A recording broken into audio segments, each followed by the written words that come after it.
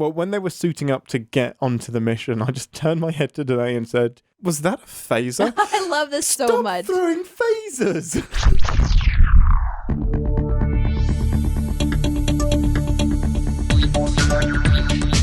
Captain's Pod, Stardate 312522.1. Welcome aboard the Starship's Enterprise, and thank you for joining us as we take a brief shore leave from the world of CinemaSins to explore the universe of Star Trek. I am your Captain Ian Whittington, and with me as always is the SAS Ambassador, Deneé Hughes. You couldn't even get it out, man. and the Commodore that we all adore, it's Aridosa. Yay! So like you spent several minutes like prepping for the introduction, and when you realized what you were going to call us, you went, "Ah, I got it!" And now I know what it is: the SAS Ambassador. I can't believe it's and taken the 22 Commodore weeks. that you all adore. SAS Ambassador and the Commodore we all adore. Oh man, Deneé, how are we doing? Well, I have been checking the gauges, sir. I've been walking around the bridge looking at all the different consoles with all the different information on all the different panels, and I can tell you right now, I don't know what the fuck is going on, but I'm pretty sure we should be good. There are a couple red blinking lights, but I think they're normal. I haven't turned anything on yet. Fuck! So whatever you've been reading is in your mind. That's not entirely abnormal for me, I guess. That checks out, actually. That's coming in your file. Vivid imagination and such. Your previous captains have had similar reports. It's because I see into the future. So I'm You actually seeing do. the future panel light up. California dreaming. Which means I have a premonition that things are going to be wacky. In this episode? Already off the rails, in my opinion. Okay. Of Strange New Worlds or the show? The show that show? you can't even talk or I can't breathe talk. through. How am I going to present a show when I can't talk? Aaron, how are you? Commodore 41 here to serve and obey. Thank you. We're sticking with Commodore. Great, good. I don't know. I don't know. Like to No, I'm obey. doing good. I'm really excited. We all loved this show so much. Yeah, we do. And it's fun. It's fun to have a show to look forward to each week with friends, let's all watch the show and have fun. So yeah, I'm pumped. Nice. Well, let's get into it. We will see you guys for 40 brief in 10 forward after we've watched episode 2 of Star Trek Strange New Worlds. Isn't it nice to look forward to watching an episode of Star Trek for once? 3 to beam to the Enterprise.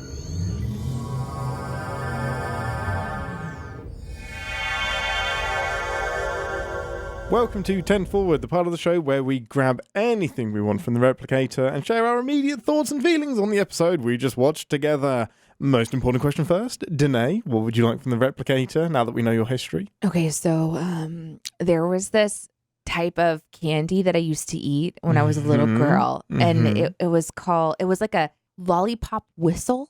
Did you have these? Yeah. You'd blow in it. Feel like it's really appropriate for this. Perfect. For this one because it's very musical. It's very annoying, but yes. So it's like something that I can play music to and enjoy eating at the same time. Amazing. And also Aaron? just some water because I'm fucking thirsty. Definitely water. Definitely. Actually, there's some water here. Oh, look at thanks, that. Captain. Right over the board. Aaron? I can give you water from my never-ending water bottle, which is the only thing I'll ever get from the replicator. Yeah, apparently, because I don't get to pick anything. No, little bit of a tally. I think we'll do 10 episodes. That will last you, and then you get to pick something new. I want the little crackle things that you put into your mouth. Oh, and Pop then, Rocks? And then as you change the embouchure of your mouth, then it goes. And between us, we can change the course of a just comet. like that. Just like that.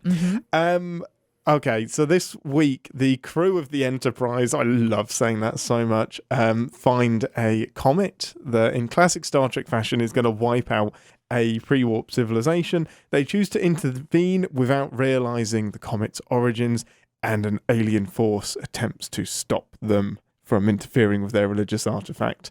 I don't care what you guys think. I fucking love this episode so much. Oh my God, it's so great. It is like watching, I've said this before, TNG. That was a standalone episode. Fine, we have the themes of Pike dealing with fate and blah, blah, blah, blah, blah. But it takes up such a small portion, it doesn't matter. And it's just a bottle episode dealing with a story that we've seen before, but done in a new way with a great balance of space battle, funny banter between the crew, heartfelt pep talks between the crew. I loved it. I loved it so much. Deneé.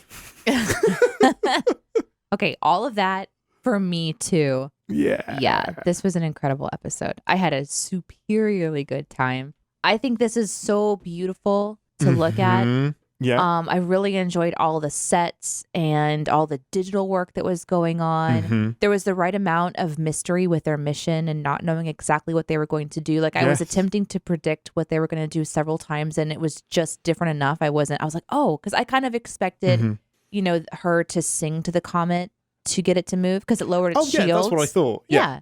So when Spock is like going out on his little shuttle mission, I'm like, I don't understand anything that's happening. Yeah. And that level of mystery and revealing the plan later and just the cat and mouse with the alien was all super fun for me. And it's just a beautifully visual episode. It's so pretty. The musical cave of death. Yeah. The themes are beautiful. Pretty. The themes are beautiful. So this was a really like this. I'm smiling so big right now because of what I just watched. How about you, Aaron? What did you think?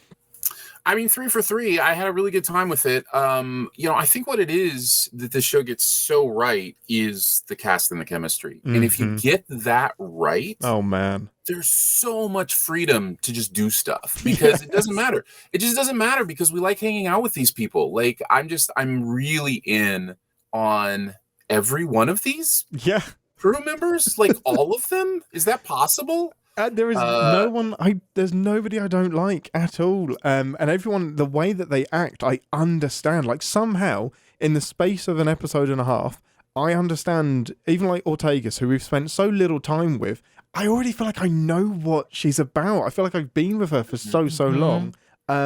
It's so great. And even our grumpy Enar engineer, who wasn't even in last week's episode, I know the kind of character he's going to be. And I love him. He's so great. I guess, I mean, maybe Sam Kirk, I don't know enough about yet to be like with the others. Like, I'm excited to hang out with him and stuff. And he's definitely kind of got that. He's like, cocky. He's that cocky guy who's going to jump in Don't to get cocky, a mission and like, or an egg. He's gonna make moves. He's the guy that in Dungeons and Dragons who knows that they're in a dungeon and decides to just walk straight up and no checking for traps needed. Everyone's afraid of doors apart from one person. Yeah, one person's like, I'm gonna open the door. Yeah, and that person's great as a plot catalyst. Yeah, funnily enough, that's what we have here. Yeah, 100%. No, but yeah, I'm absolutely loving it. Good. Kirk is the question mark for me as well because the name is a big thing as well. I know a bit more about where Sam Kirk ends up. And so that it is a confusing thing to me as to why he's in there because we don't need the name recognition. We have the fucking Enterprise. Can I play off of that for a second with you? Because I am curious. So I am in this position, maybe like many of the viewers who are watching this, having missed the original series entirely, having not watched the movies entirely.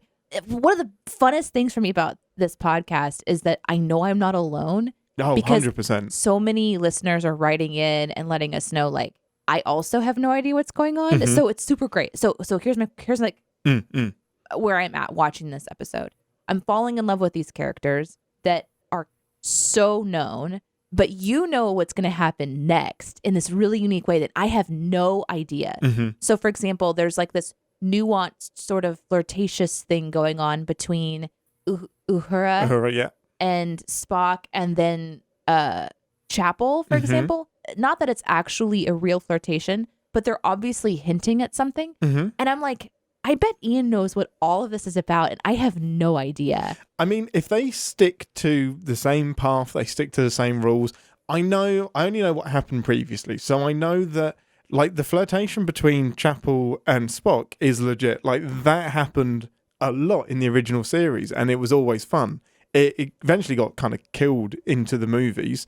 But what's really fun about this is that the JJ movies are completely different. They pair up Spock and Uhura pretty much. Well, no, it is from the beginning. They Right from the start. Right Yep. from the start, they are a couple. So I love that it's doing both paths. It's like, It's doing hey, there are elements of truth to both, which is beautiful. I forgot that. I forgot that about Spock, that he was with Uhura, but he's also like already married or something. With T'Pring, yeah, who is in the original series as Listen, well. If love how they've one handled Spock. man can handle the complexity of many relationships at the same time, it's Spock. Oh, so. it's Spock. And if there's one man that I feel like subjectively subjectively everyone in the universe would love, it's Ethan Peck as Spock. Like that voice, He's great. It's like bum bum bum. Oh, he's great. Yeah. It's so good. Oh, he's great.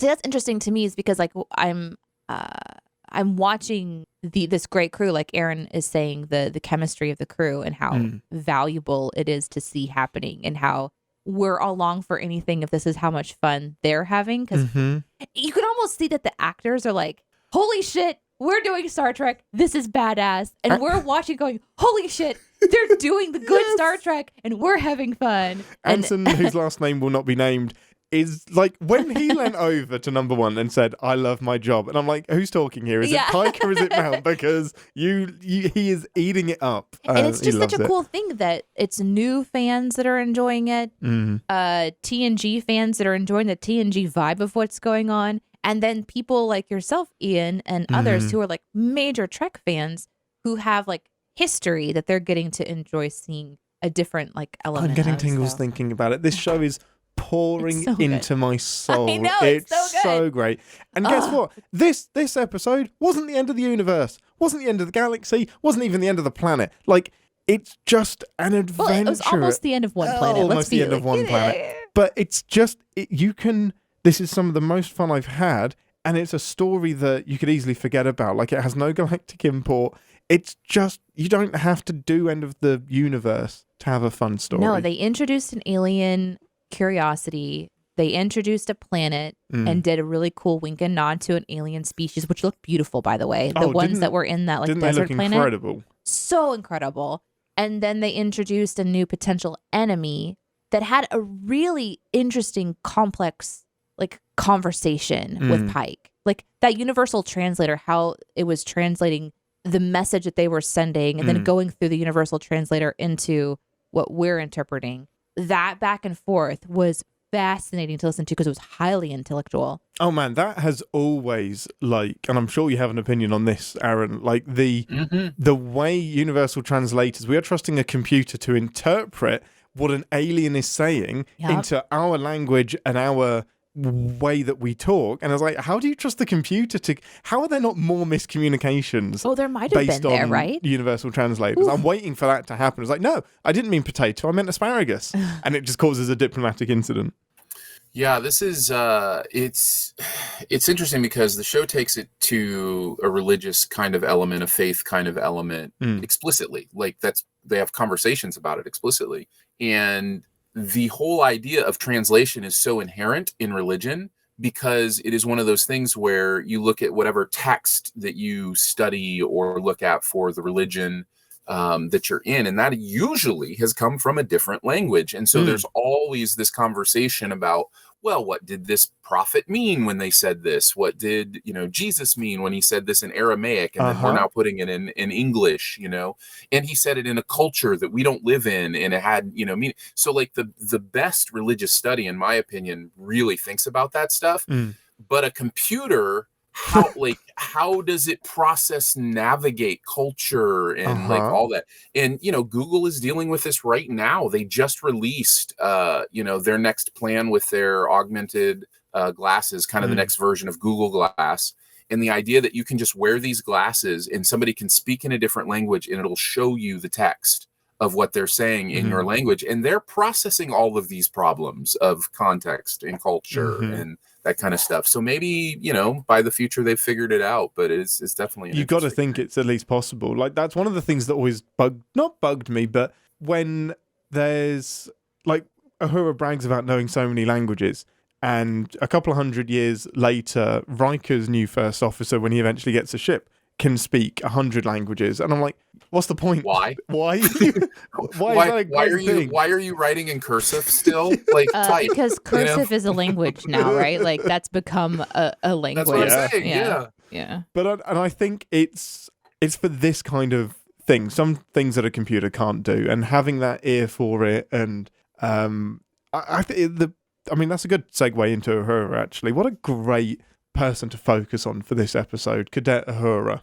That's literally my first note is Uhura episode. Yay! Like, I'm so excited. Like, she was like one of my favorite parts of the pilot. Yeah. And the premiere, I should say. And yeah, to have her get her own episode right away, and to have it be about this, like to have her backstory be this idea of, I'm really good at this, I'm amazing at this, so I'm gonna follow this journey, but I'm not sure I love it. I'm not sure that. Really hello, honest. personally I hitting know. home for me. I immediately thought of you. I can feel you looking at me through the computer. I wrote that down in my notes. Like, this is literally something that I struggle with and have like that imposter like radio syndrome as well. It's even in radio. That's what I was. Yeah, I wrote down. This was my radio career. Was, sitting in front of a microphone and just having conversations and having people look at me going, I've worked my entire life to have a shot at doing what you're doing, and you don't even know how you got here. Mm-hmm. And it's hard because it's like, I didn't want people to feel that I was taking it for granted. And that happened with my job with CinemaSins as well. 100%. Like, the door opened, I walked through the door, I'm experiencing what this is, but I know that it still has that feel of like, there are people who would work a lifetime at trying to do something. And I felt that with Uhura really deeply when she was talking about that. And it's such an overlooked story. Like, I don't think I've ever seen that on a screen before, where that's the perspective that they're bringing to the table, is just someone has a natural talent and they're just trying to figure out where they belong. Yeah. And you always have like the when is that on screen? The stereotype is you have the really driven person that is, I'm going to be the best and I'm number one. It's so refreshing to be like, yeah, I am the best. I am number one. I don't know if I'm going to be here though. And the way Pike deals with it as well so isn't judgmental. It's just like, I hope you find the right really place. Do. Yeah. It's so great, so non-judgmental. The only judgmental person was Spock, which is totally in character. Like the Spock starts off being a dick, does something great in the middle, and is a functioning human by the end of the episode. No, I didn't kind of think like he was being a dick. make way for someone who does want the position. Was a bit dickish. It's not, though. It's a really important thing to be reminded of, like that if you're doing something, like, so for me, I wanted a chance to just experience it, but then when I realized it wasn't something that I wanted to do, I moved on, thereby making a way. But that wasn't like my intention. No. I guess that was kind of a dickish thing to say, but because man, if those people are good enough, they'd be here. But clearly, they're not. Yeah, you're not wrong. Speaking of what Captain Pike said too, like when that scene was really interesting because it's like the family dinner. Oh, it hit me so hard. I was just like, this is the poker match. This is having dinner somewhere. It's just that community space where the senior officers do conversations. And it was great because he's telling a story and they're reacting to the story and we're getting to see the characters and interact with each other. And then, of course, we're focusing on Uhura. And when and then everyone leaves. And the scene was really interesting because it was kind of like a cleanup moment between him and his first officer, right? Mm-hmm. And she says something to the effect of, I've seen you ask that question to the cadet 100 times. And I really liked that they added that because it reminded me that we're just being dropped into their universe where they've been doing this for a really long time. And so the scene felt like, oh, of course, we're going to do the cliche, like everybody is gathered on the dinner table having a conversation. But it's just what they do. They reminded us like this is part of what it is bringing in a cadet to the table, having a conversation with them. It's just part of like everyday space life. Yeah. So that was a really cool. I don't know. I really love this. I like how they set the episode up. On that moment, I know it's probably our one little hang up about how much they're going to keep referring back to Pike's future. Yeah. But that stumble that he had was, where do you think you're going to be in the next 10 years? 10 years. I was like, that hit me. I loved it. Really, really well done. And then just the little side eye from number one as well. Oh, yeah. It's so great. But it's just sitting there. It's just sitting there, Ian, ready for the writers to have it dominate, the last 4 episodes of the season. Don't do it. Don't do it. I think that leads nicely into the overall theme of the episode, which is fate. And is everything predestined, preordained, and whatever you do was always going to happen, or can you change, in quotation marks, what is predetermined and what's going to happen? And also, are you willing to have fun inside of it? Even if you believe in predestination, you still are enjoying the unknown moment. And then, like, upon reflection, you think, wait, was that a choice? But you were still having fun in the moment. So that doesn't negate the fact that you're engaged, in your life. We get so hung up on choosing. Yeah. I was like, what does it matter if you choose? Was that going to happen anyway? And I know that Mr. Dicer is bursting to talk about free will and champing determinism. Chomping at the champs. No, it is the primary philosophical debate of my life. It is one that directly impacts my upbringing. The very first question I asked my parents, I was 4 years old and it was at church, and I said, if God didn't want them to eat the apple, why'd he put the tree in the garden in the first place? Like, since I was 4, I've been thinking about these kind of things. And in my life, I have come to peace with the idea that both things can be true, as contradictory as they seem. And I was just talking about this with my son the other day, that it doesn't bother us when we think of the past this way. No. It doesn't bother you to think, this is what I did in the past and I can't change it, but it was also a choice I made. But when we transition it to the future, it tweaks something in our brain where it's like, no, I can change it, because I have to be able to change it. Otherwise, I'm a robot. And it doesn't necessarily mean that. Yeah. People don't like the idea of having the choice. It's just because of the way we process time that we feel that way. But having said all that, I thought this episode touched on it without getting lost in it, which is exactly what it had to do. And I was curious about kind of your feelings on the faith stuff. Hold on. It touched on it without getting lost in it. Much like the comet just touched on the surface of the planet without getting totally lost in it.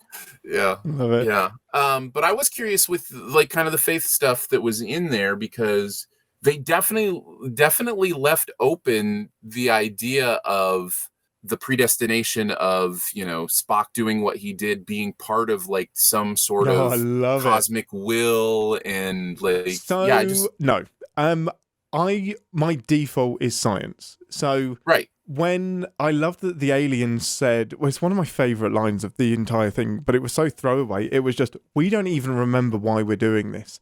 So it's not that they know that this is based on a religious text or a vision from a deity of some sort. It's just, this is the path that we've been on. This is the path we're going to be on. We've forgotten. We don't know the origin. And because that leaves it open to, this is deliberate. This is mechanical. What is stopping the beings that created this comet from having the very same time crystal thing that has affected Pike, that has allowed them to map out certain things in the galaxy?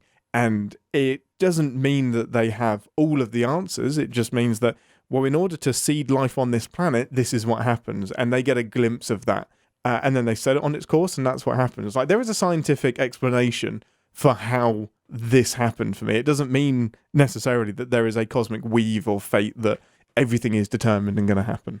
Yeah, but the episode definitely leaves open both possibilities. And that's exactly what it should do. It leaves both options open for interpretation, like any good episode of Star Trek. I think that the conversation that the writers must have had while putting this together would have been an incredible thing to listen to. And the restraint to not push it in one way or the other. I feel like they were doing service to just about every opinion that could have come to the table, while still making a really great sci-fi experience, because visually we've got a space battle, we've got shields on a comet that was unexpected. Like, that was so fun. What a great cold open. Oh, right. When Pike's like, can someone tell me how a comet gets shields? Like,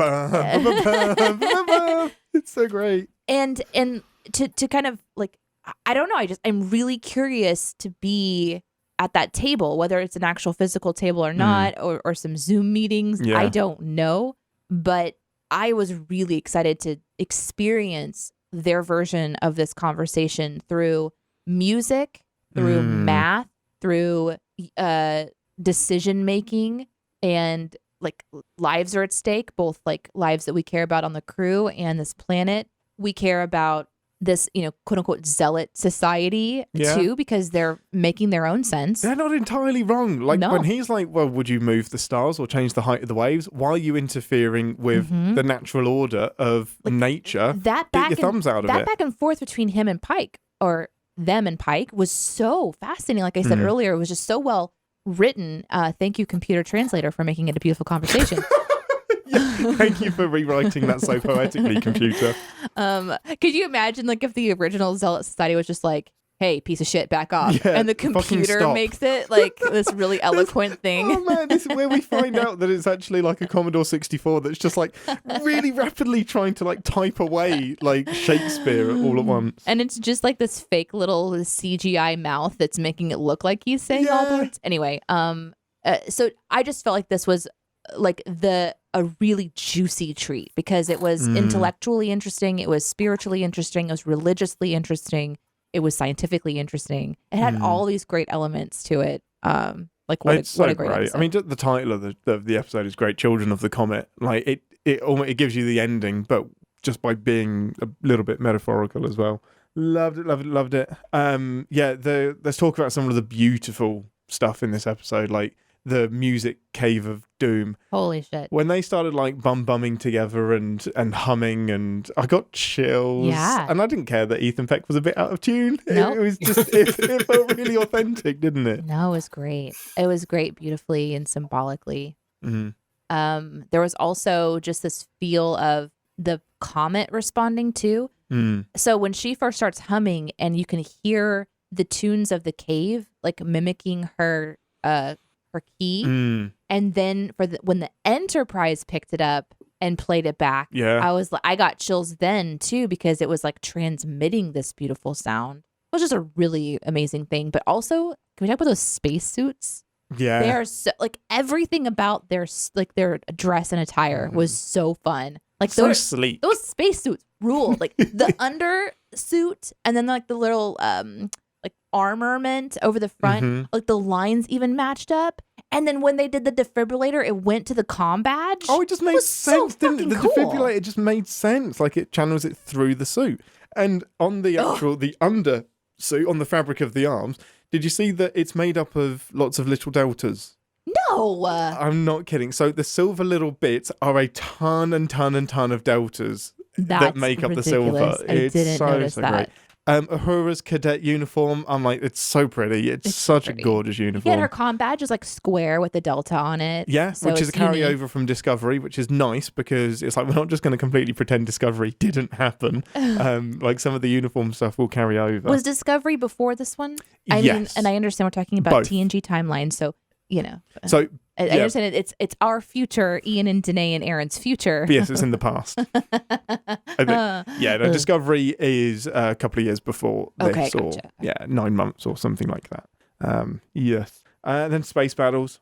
Just what a great bit of Trek space battling. Do some maneuvers, fly around. Wasn't like jump cuts and pew pew pew pew pew pew pew. No. It was just gliding through the asteroid, the tail of the comet, and it's such a silly little thing, but I love that the phaser beam is a continuous beam and not a ton of little bullets and missiles. And they're like, give me phasers. I love it. Just appealed to my little Trek nerdy. And then the transporters came on and I was like, Deneé, transporters. I know, we're like slapping each other like, it's so pretty. It's so pretty. Because we're in the same room again today, which is, that was a lot of fun. This was a fun episode to watch with somebody because we're just like screaming at the screen, like, this is so pretty. This is so pretty. Like when that alien ship, like the fight, when the alien ship, like, it's such a unique design and it looks really terrifying. So for them to like scan the ship and realize that they're in big trouble, and then when it's like so you have Enterprise that's like zipping through the comet stream, and then in the left corner of the screen comes the circular bits of the alien ship, and I'm just like, oh no, it's shit. big. Like It's this is big. big. This is bad. That was very reactionary and fun. But it was neat to see like Ortega do like these really interesting moves, and then like the shields just popping where the bits of Comet were hitting it. So great. It was just really great to watch. I think that the shuttle shift was a little bit long. I felt because exactly I the also same. wasn't Yeah. sure what was going on. That's the only part of the entire thing that dipped for me. Mm-hmm. But I totally missed that Spock had Yeah. left the bridge and was on a shuttle and was hiding somewhere. yeah, And we didn't quite know what the plan was. So yeah, No. that's the only bit that could have been executed slightly better. Aaron, you tend to, not to speak for you, but you tend to have less attraction to the actiony stuff and the pew pews and the explosions. So did it work for you as well? Everything was so beautiful that I think it did work. Yeah, I do check out a little bit when people start shooting at each other. I'm just like, okay, let's get to the part where my brain gets engaged again. But no, it was gorgeous. And so, I mean, right from the beginning, I mean, even the civilization that we don't really see a lot of, just like their garb and, their design, Yeah. it blew my mind. I was just like, oh, this show, man, it's just going to be so beautiful.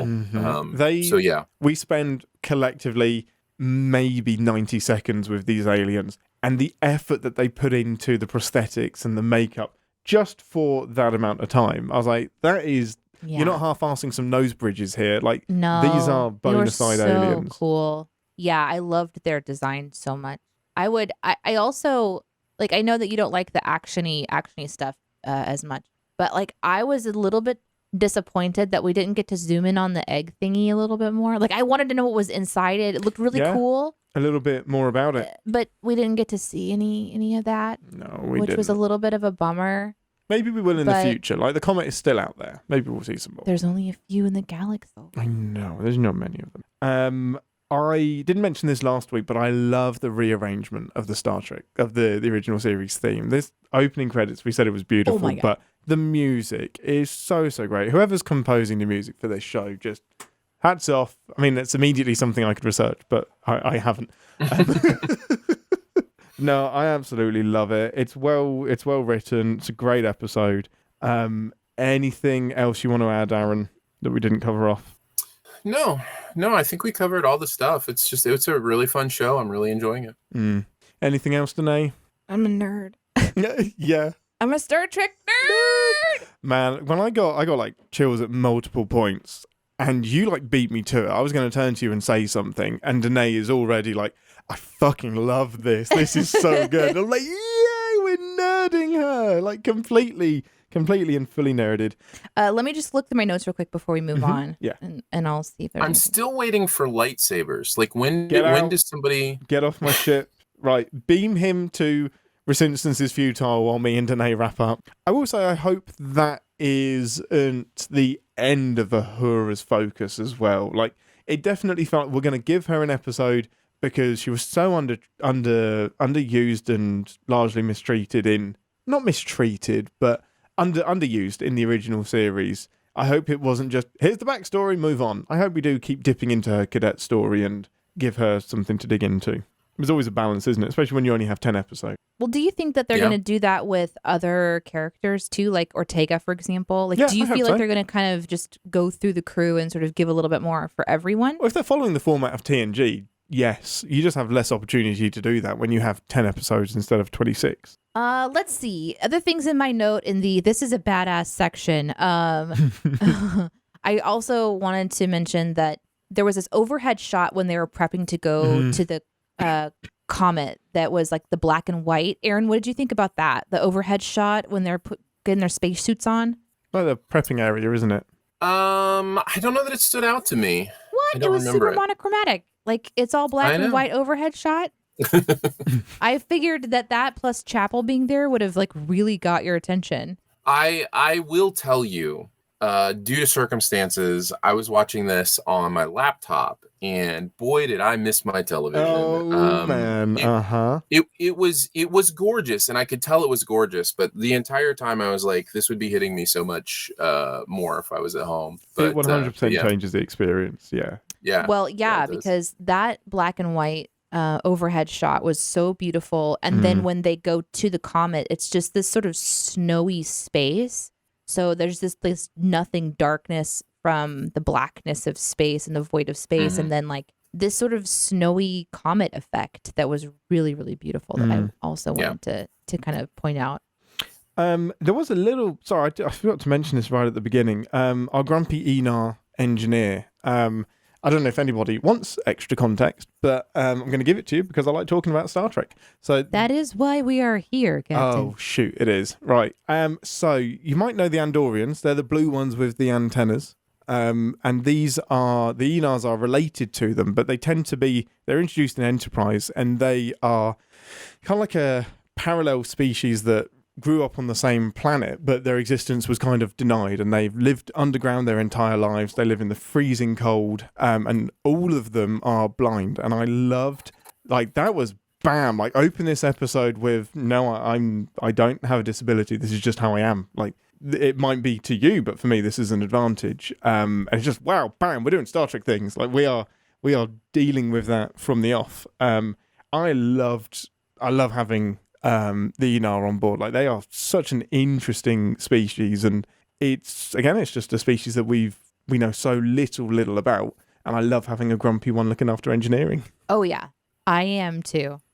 One that cooks too. Wasn't the alien cooking? Like, was he chopping up like vegetables or something? Food. It seemed like a communal food prep thing that was happening. I'm all for that. And the very Data-esque presence of the Vulcan. Yeah. Do you know what I mean? Like that character that is socially awkward, trying to figure out how to fit in a little bit more, far too direct. Like, for me, that's Data. Oh, yeah. But here it's Spock, and I'm really enjoying that. It's so great. And it's very much the role that Spock played in the original series as well. They somehow are doing the same stuff that we loved without feeling repetitive, for me anyway. It felt repetitive to me. Get out. No, literally, that was my one negative. Literally, the Spock stuff felt really repetitive to me. I'm like, how many times do we need to get that Spock doesn't get humor? Like, how many times have we seen it? Well, I understand, but we know it so well. Like, it's, But what do you do with him if not? And at some point, when does he stop asking about why people are laughing? Like, like, it's like at some point he'll just go, I don't get the laughing thing. I don't need to either. Right? Yeah. No, I get it. You have no soul. Anything else, Deneé? There is something really neat about watching this new space exploration. And I know I've missed some of the shows that have come out that I'm sure have beautiful things as well. But watching that comet skip across the surface of the planet's atmosphere, like, was so beautiful. And then, like, knowing that part of it broke off and is just going to change the atmosphere of the planet it was a really cool, unexpected bit that I was really enjoying. I love that we get to live in a world where we get to see the CGI added to our Star Trek. Yeah. And it looks really good. I even thought that the CGI alien on the screen wasn't bad. Like, sometimes you'll see CGI or was that practical? 100% that was CGI. Oh, okay, right? Fair enough. Like, probably. he had like these like pulsing parts of his head that was really neat. Right. And I didn't mind that at all. Probably a combination. It's a unique addition that we get to enjoy. Oh, for sure. Because the technology exists for us to be able to enjoy. So I feel like we're kind of like, I've been waiting for this Star Trek since they announced that Star Trek was coming back. Discovery is a different type of show, and this will not be the poop on Discovery podcast, but that does serialized storytelling really well. It can get bogged down in over emotional speeches and overdoing points and stuff like that and forgetting the adventure, but I will always come back to this type of storytelling, which is it's so fun. And I really do enjoy, this is like probably the last thing I'll have to say until we start to go to do something later and I remember it and interrupt you. But I do enjoy that the way that they put this episode together is that the comet and this idea of foreknowledge, like having a foreknowledge of what could happen and embracing that. What does happen? That Pike then takes that and begins to embrace the trauma of knowing what's going to happen and going and looking up the names of these now children. God damn it, I got a little emotional. Just a little bit. Just pulling up these pictures of these kids and him really just taking charge, knowing that he's going to die to save them, was a really, really great way to end this episode, where he's kind of finding the power in knowing the future. Hey, I'm going to enjoy the next 10 years because my end, it's not actually a bad one. Like, it's, if I'm going to go out, this is a good way to, and he doesn't die. He doesn't die because of this. Forever. He just has a horrible existence for the rest of his life. Ugh. He Aaron, becomes Pizza the Hut. man, people love the Pizza the Hut reference. You didn't know what that meant. I had no idea. Okay. We should have done it in the show. Like, I had him Google, just like I Googled some stuff last episode. I Googled Pizza the Hut because he didn't understand it. And so when he pops up on screen, Ian reacted by jumping away from the screen. One leg comes up to guard his mid-torso. His hands go over his eyes. He goes, because it was like the part where it's like, his weird sausage tongue. And he's all drippy. I know, it's so wrong. Deneé, you're a terrible human. You're am. horrible. I'm sorry. Horrible. Okay, with that, it's time to head to engineering for ReSINstance is futile. Warning. Warp core collapse in 10 seconds. This is the part of the show where we re-engage our sin brains, remind ourselves that no TV show is without sin except this one, even our beloved Star Trek except this one. I have no sin. It's perfect. Aaron. Why is it always an egg? And why must someone always touch it? The egg. If sci-fi has told me one thing, it's don't touch the egg, was my exact note. I was like, my goodness. Why? Why is it always an egg? Because it's birth and its origin. It is, isn't it? And apparently every alien has eggs, like, on their planet. Like, it's the only way to give birth in some planets for some reason. My first real sin was, why are we doing dishes in space? Yes, you stole mine as well. It's like, they're cleaning dishes? Like, it's such an interesting set. I don't mind that we have a kitchen, but I'm just not used to seeing, like, a kitchen. It's like the family gathering table, and then mom and dad go to the kitchen to clean up afterwards while the kids go run off and play or whatever. It had that vibe, which I don't mind, that echo of familiarity in TV show telling. I don't mind that. But it was just really interesting to be like passing dishes over when it's like, you have machines that will do that. I imagine it's part of the community aspect. So I think the making of the meal, having the meal, cleaning up afterwards. It's part of ritual, right? I imagine it's part of the ritual. It's a ritual. It was jarring. Like, it was really so weird. Strange, like, right? You must have something more productive to do with your time. You are the captain of a starship. There is something, though, that I do have to say. After having a child, there are certain things that I enjoy doing now that I did not enjoy doing before, because it means that I have a break, right? Yeah, because that makes sense. Yeah, I'm going to go clean up the kitchen. I enjoy that now because it means I'm doing something productive and I have a break from, having to eat. Yes. I have a moment. Dearly. I can't go to the bathroom by myself. Like, everything, there's an invasion of just Deneé all the time. God, constantly being wanted is exhausting. Oh, man. But also a privilege. Being loved, my God. But I'm somewhat, in my mind, I think, okay, I can kind of relate to them wanting to do dishes because maybe it's like they just don't want to go back to doing all of their paperwork or whatever. Yeah, exactly. So it's like, I got to do the dishes. I can't get to that yet. Let me just go to the dishes real quick. I can't file that report, Spock. I'm so sorry. Yeah, but still, I would definitely sin, I guess, space kitchen. Mm-hmm. Well, when they were suiting up to get onto the mission, I just turned my head to Deneé and said, was that a phaser? I love this so much. Stop throwing phasers. You were so upset. It was so funny. I was making a note on something else, and I just saw Spot catch something, and I realized it came from Sing, and I was like, she just chuck him a fucking phaser. I was like, stop it! Stop throwing weapons at each other, especially the nuclear ones. Quit it. That was so funny. Oh dear, Aaron. I already kind of touched on it, but just the Spock says he doesn't get something at the beginning of the episode and then does the thing at the end of the episode cliche. Like, it's like Chekhov's fake laugh was a little bit annoying to me, where it's like, okay, can we just get to the part where Spock laughs because everything's going wrong? You know? Like, yeah. I get it, but also I love it. It's comfortable. It's one of the tropes I'll happily see over and over again. Yeah. Well, cliches are cliches for a reason. Quite.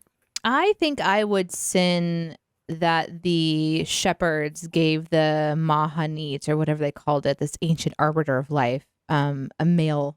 It was a he. It was very like, if it's his will to move or his will to bring life, then that is what will happen. This is preordained. I would be like, or she. Like, I would just throw in an or she joke. After every single, single he. Yeah. Just, like, yeah. Or she. Or she. Or they. Or they. Or exactly. it. Just depending, right? Could have 7 genders. The Andorians have 4, I think. Mm-hmm. So again, it was still in the scene where they're getting prepped up, and Nurse Chapel does the zappy zappy thing to Uhura, and you have the cliche, "Oh, you could have told me it would hurt." And I wouldn't sin that, but I would sin that Chapel then says, "Well, if I told you it would hurt, you would run away." And I wanted the other 3 people in the room to run away, because you can only use that trick once. As soon as you hurt the first person, everyone else in the room says, "Fuck that, I'm out of here." That's such faulty logic, Nurse Chapel. We need consent. It's true. It's true.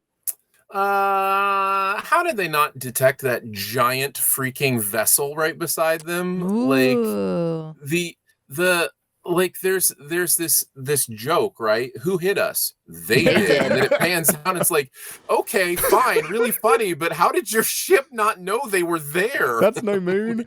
It is a freaking huge ship, and it is between them and the comet. It didn't come behind them. Like how? Not that that should matter when you have scanners. Like, who's manning the scanners that do the little beep beep beep beep beep beep Missed that incoming? one.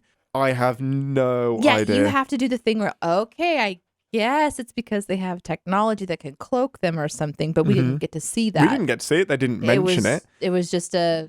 It's almost Did as it come if, out of warp? It's almost as if the weapons arrived before the ship did. Right. We got hit with torpedoes, and then the ship arrives. Yeah, that's what it seemed like. Yeah, that's crazy. I like the when we see the torpedoes coming from the alien ship, bang, bang, bang, and we're watching them fly across the vast distance of space. And then we go over to the Enterprise, and Pike like scratches his butt and picks his nose and, pats somebody on the head and casually walks over to the chair and sits down and clears his throat and adjusts his shirt and says, "Brace for impact." Listen, if you have that much time that you can walk across casually and sit down and like look at the screen and say, "Brace for impact," you can do evasive maneuvers and get the fuck out of the way. Yeah. Like, it just seemed crazy to me that there seemed to be so much time between the launch of the weapon and him just being like, "Yeah, we're gonna get hit by those." This is gonna sting. There are some things. Do they really need to wait for Pike to tell them to move? Can Ortegas not just move? Also, at what point does that become automated by the ship? There are weapons coming in, the ship moves itself. I know we don't have a crew if that happens, but there are certain things that should be automated. I don't know. Our cars on the road will now start to move us if we start to get too close to a car. Wouldn't a ship kind of want to survive too? You'd think that'd be programmed. Anyway, I thought that was kind of funny. I know. Humans think they know best. Don't take your helmets off for the millionth time. Just keep them on. Keep them on. Just don't take them off. I don't care if it looks okay. Sure. Keep them on. There's no harm here. I mean, Kirk's just been zapped. So stop it. You know what? I just want to breathe alien egg air. That's what. That's what it is. Yeah, completely. Who doesn't? Who doesn't? I'd probably seen how very, very close Encounters of the Third Kind the plot is with the music stuff was a little bit on the nose. It works, but having never seen that, I wouldn't have realized that. So that's interesting. That's cool. I mean, it's cool in a rip-off way, I guess. Influenced. An homage. An homage. There we go. Because we like it, it's an homage. That's right. It's a rip-off if we don't like it. I would go back to the beginning of the episode and watch the scene more carefully. So I may have missed something here, but when Uhura meets this new alien and she's like, "Hey, can I help you with that?" And he's like, "Nope, this isn't a disability." And she's like, "So I've studied your alien race." Well, if you studied his alien race, why would you be so presumptuous as to assume that he is not capable of, like, it just seems like that was sort of an easy way to create an awkward moment. And even the back and forth between Spock and the alien creature, which I can't remember their name, sorry, and Uhura, like, that all seemed really forced. That entire scene seemed more forced to me than anything out of this particular episode. Like, where she kind of gets offended that they were sort of joking around when she herself was sort of joking around. I don't know. It was a weird mix of dialogue that I didn't quite follow. So where I landed with wanting to sin that moment really became, if you studied them, you would know that they're blind, so you don't have to make a leap that this person's in Starfleet because they're capable. Yeah, no, I get it. That just seemed a little bit weird to me. The ending was a way to tell us more about the Enar because most people won't know what they are. It was that ending that was a bit odd of her thinking, "Oh, this is hazing." Yeah. It was, it was a little weird. Yeah, I get it. I think just the they made such a big fuss out of, we're outgunned. Like, their weapons are so much better than ours. One phaser hit took them out of action for exactly the amount of time that they needed them to be taken out of action for. And I was like, no, like, you just, like, did some serious damage and you didn't even use your torpedoes. It's just, give us as much time as the plot needs us to have. Mm-hmm. But I still love it. I can't sin it. I love it. It's a hard one to send. I don't have anything else. Do you, No. Aaron? That's it from me. Yeah, I got a couple more. You kind of touched on it, but Spock is kind of out of tune with his stuff that he's doing. And so my question is it just like the musical language just kind of have to get close enough, or that'll do? I mean, look, I sing however you want to sing, make a joyful noise. I'm just saying, like, it has to be. This is mathematical. In, right? Yeah. This is a based on mathematical thing going on here. Yeah. Spock just like causes the entire thing to explode because he was off pitch. I was like, wait, you didn't tell me you couldn't sing, dickhead. Oh my God, what if that scene would have spun off into like a little mini musical? Oh man, we're calling for a musical episode of Star Trek someday. Let's do it. And then the only other thing I had was at the end, like, I'm glad that somehow future Google's just like, oh, Andrea Lopez. I know exactly the Andrea Lopez you're talking about. Yes. Oh my goodness. They should have pulled up so many of those people. Right? How many in the universe? Yeah. How many Andrea Lopez's are there? So man, that's correct. He didn't give any other information No, he at just all. said a name. There should have been thousands of them. That's so good. Well done. It should have broken his console. Yeah, you've opened too many tabs. Yeah. Like just the rim of the ship, the whole ship goes and begins to power down a little bit. And Pike's on the internet again. Uh-oh. Okay, with that, let's head to our final stop, which is the Captain's Ready Room. Welcome to the Captain's Ready Room, where we hear our predictions for the rest of the season and bask in our time like crystally glory, if anything has come true. This isn't going to be a big section, obviously. I just have one thing with the kids at the end. My prediction is that he may try and find a way to save them ahead of time or remove them from that situation. Just kill them early. Oh. And it will take up the last four episodes of it. No. Yeah, I think he may try and meddle and change their course, change their path, or change the circumstances of that event. Because he has the names. That's the only thing he can control, because he doesn't know exactly when. He doesn't know what the mission is. He just knows that ship goes bad, radiation, kids. But they're all the wrong children because they have common names. Like Yeah. you just so He predestines these people, and it's like, it doesn't matter. Shit, it's the wrong ones. Oh man, that's so great. Did you guys have anything at all? I mean, it's not a show that's going to lend itself to much. I think we're going to get at least one more big Star Trek like character pop, and like Sulu or something. Like it's got to at some point it's got to happen this season. I would think so. I mean, what I would love to see is Archer. I don't know if Captain Archer is alive. I know he becomes an admiral. I would love to, and it's just that acknowledgement of Enterprise and that it exists. It's just, it would be nice to see where they are now and what happened. The only person that would likely be alive is T'Pol, the Vulcan, but the actor isn't on the best of terms, understandably, with Paramount and everybody, so probably won't see her. Jolene Blalock. But yeah, I'd love to see that crew come up. My only prediction is that at some point we are going to hear Uhura talk about how one day she hopes she can dance naked on a sand dune. Like there's gonna be she's gonna say something referencing the sand dune thing, right? Like that's either gonna try to help them justify their poor decision to make that a scene.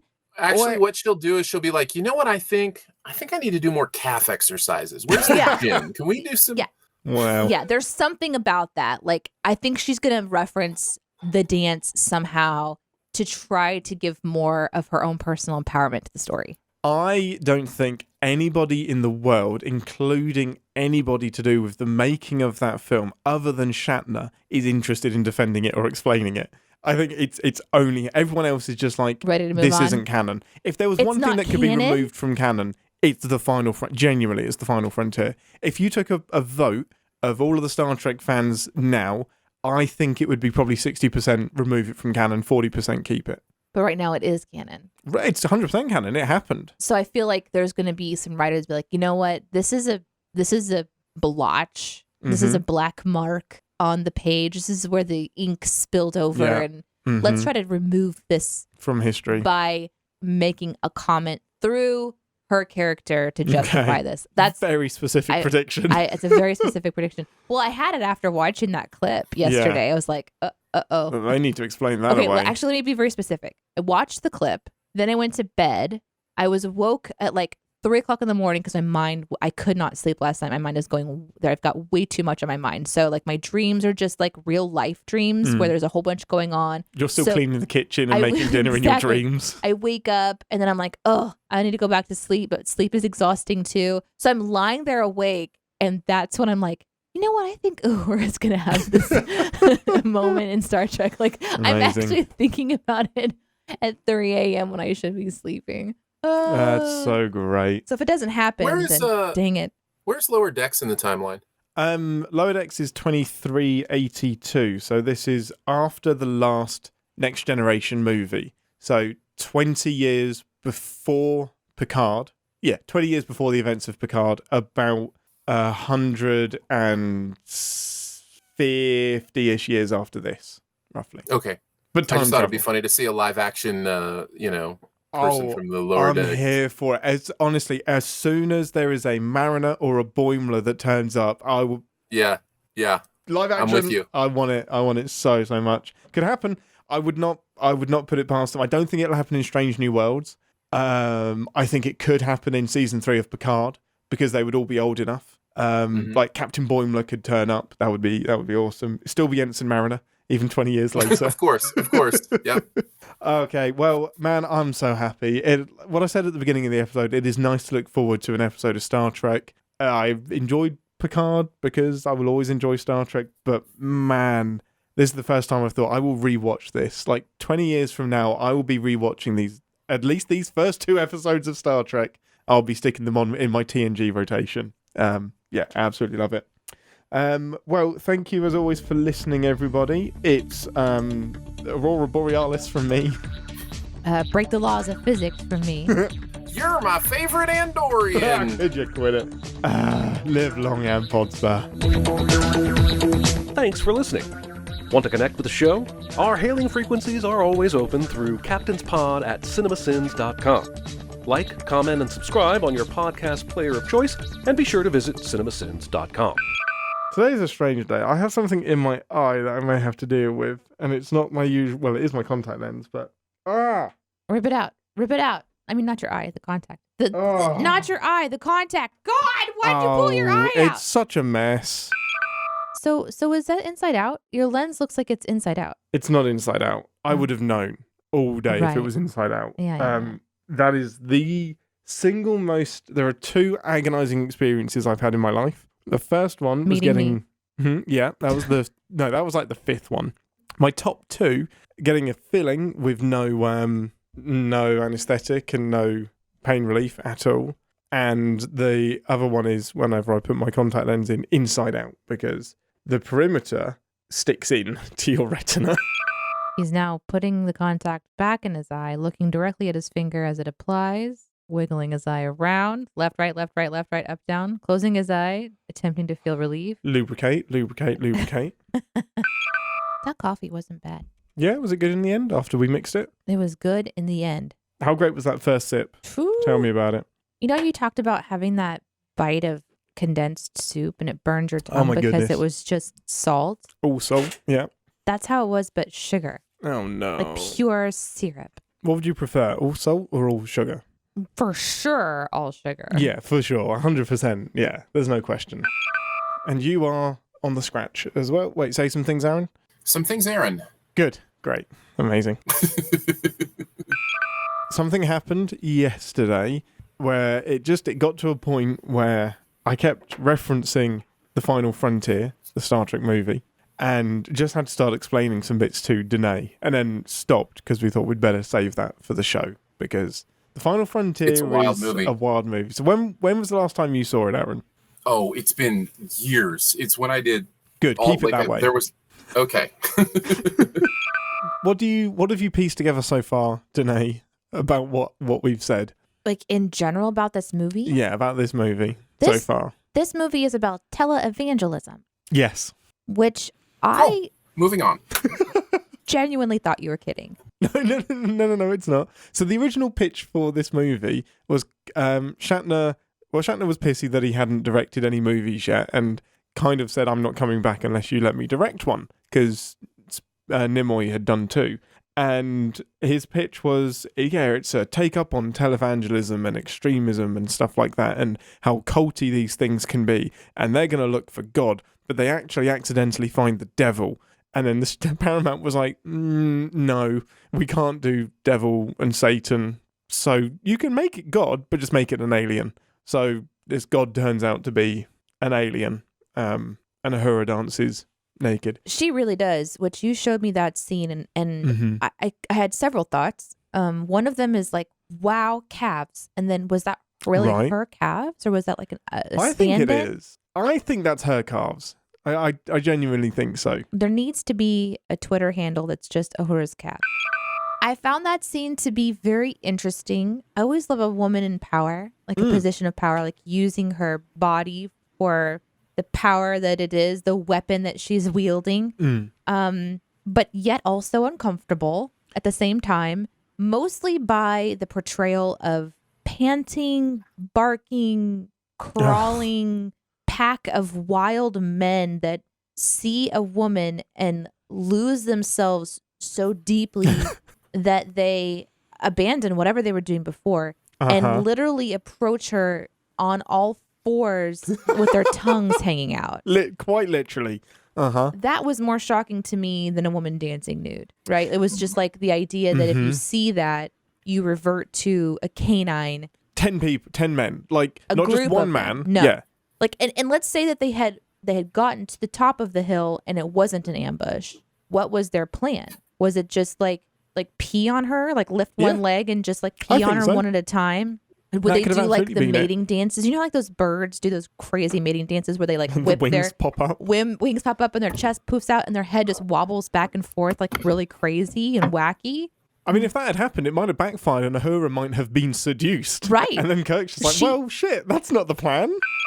And then I do have trouble criticizing the scene sometimes because I'm like, this is her using a power that she has and something in her arsenal. And did you say arsenal? What did you just say? No, he said arsenal, which is even better for him. I said arsenal, which actually works better in English. You're right.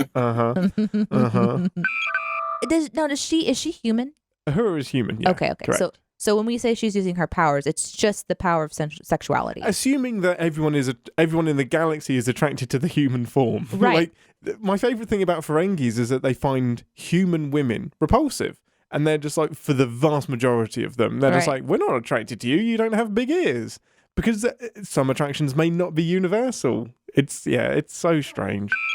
The question is, for me, in situations like that, is because what's on the screen can be powerful, and a woman using, their own body to, as you guys were saying, but behind the scenes, it can be something completely different. And that's always the interesting thing to me is like the power dynamic behind the scenes, is men telling a woman to do this, and so understanding the actor's role in that and kind of how they felt about it at the time, whether they were pressured to do it, like all that stuff kind of plays into whether or not, I find it problematic, which is a different conversation from whether or not the movie is good, right? Yeah, like those are all different conversations to have. Yeah. It's a male director, male production team, largely male everything. And it's also a male character that is asking her to do this. It's not Uhura's idea.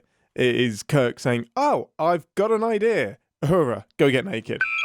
Just a wild movie. I hate it. It's the only piece of Star Trek I will actively avoid trying to watch because it's not good. It's just not good. It's a TOS-POS, huh? Yeah, it is. We do need a theme tune for when Aaron does that because it's going to happen so much.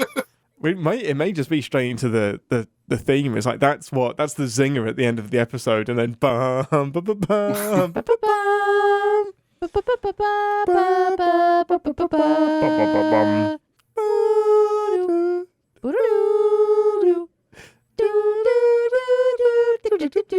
Bum, bum.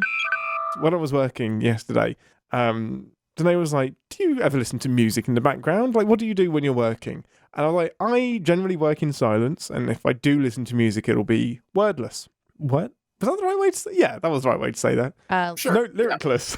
Lyricless. Instrumental. Yeah, it is instrumental to my working, but it also doesn't have any words in it. And therefore Correct. instrumental. Naturally, because I'm a nerd, I put on some Star Trek scores. And I put on one of my favourites, which is the end of First Contact. And it starts with bum, bum, bum, bum, because they all do. All of the movies start with that, and then they go into the movie-specific score. So I skipped ahead to the movie-specific score of it, and it's this really, like, almost like, you could imagine it at a wedding, like this really sweeping, lovely score. And then it ramps up into bum, bum, bum, bum, bum, bum, again. And Deneé was like, oh, I know this song. I didn't know it started like that. Oh, my favorite part was he puts this on, and the first thing I hear is the oboe and the trumpet, and I said, this sounds very like space-like. This sounds very familiar. And he's grinning because he knows the composer. And several minutes go by. It's on in the background. It's really, really good. And I get curious enough that I decided to break the silence and interrupt his writing again to say, would I know anything from this composer? Like, is there something that I'd be familiar with? And just then is when it changes into the Star Trek theme, The TNG theme. Like instantly, it takes like almost like a hard right. It's really jarring. And we're just like in the Star Trek thing. And I was like, well, that answers that question, because it was instant. And it was so funny because it like the music answered my question, and Ian's just beaming like, yep, you that sure was do. Incredible timing. It was Asked perfect. and answered, Deneé. Asked and answered. It was literally like something out of a movie. It was so great. And also I have Enter the Room theme music now. Oh, yeah. Okay, so... I left the office for like 20 minutes. Yeah. And he's listening to all this incredible music in the background. I can hear him like across the house, and he's just focused. He's writing. The music is swelling. And then there's like this kind of pause or whatever. And I walk in, and this music just erupts. And I was like, oh my God, this is my entrance music. Aaron, you're going to love this so much, because you don't know what the entrance music is yet. Deneé walks into the room just as this hits. Bum, bum, bum, bum, bum. Bum, bum, bum. Bum, bum, bum, bum, bum. Bum, bum, bum. It's so great. And I don't recognize it. Like, I know it's somewhere, Yeah. but it's like, oh my God, that's epic. This is my entrance music. And Ian's like, well, that's yeah, it is. also Superman's entrance music. I was like, well, that's fucking mine now. You're going to have to fight Superman for that shit. And she's just like tidying and cleaning and like hands on her hips. Bum, bum, bum. It was So amazing. great. The Man of Steel theme as well. Like, Hans Zimmer, like, you've got an iconic Superman theme, and then he just goes and writes a new incredible Superman theme as well. And I played that first, and Deneé was like, what is this? Like, introducing music to people is one of my favourite things, because the Man of Steel theme, like, just goes so slowly for like 3 minutes, and then just hits this like huge crescendo, and Deneé's just like, I'm getting tingles, you need to stop this. Yeah, I basically go comatose a few times and just like let the music wash over me. Yeah. But it was really, really cool to hear like your writing music. John Williams, man. Yeah, he did the original, didn't he? Yep. Yeah. What a legend. What a dude. What a dick. Wait, what? Wait, what? What? Anything that you want to add, Aaron, before we get into the show?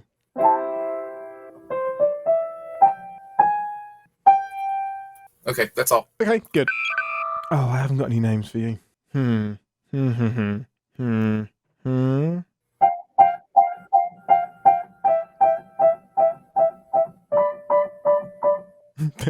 you.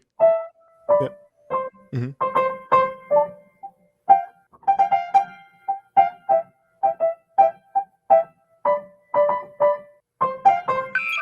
Hello, everyone. Can we also just give a huge shout out to Ian's lungs? They are working overtime. You would think he just takes a big bong rip before every show. Yeah, stop doing that, man. Do we still have water?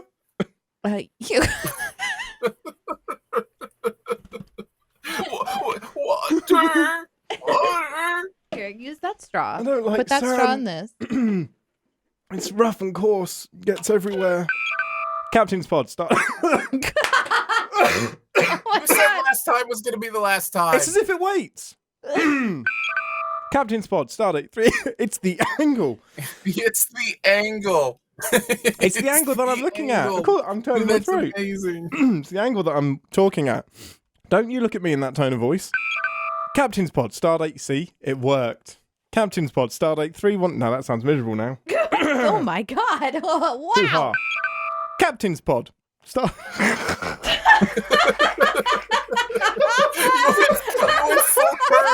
You went full Kirk for that one. Captain's pod. I'm so happy. Aha! Nailed it. Aha! Your finger points up. Aha! I have now found my voice.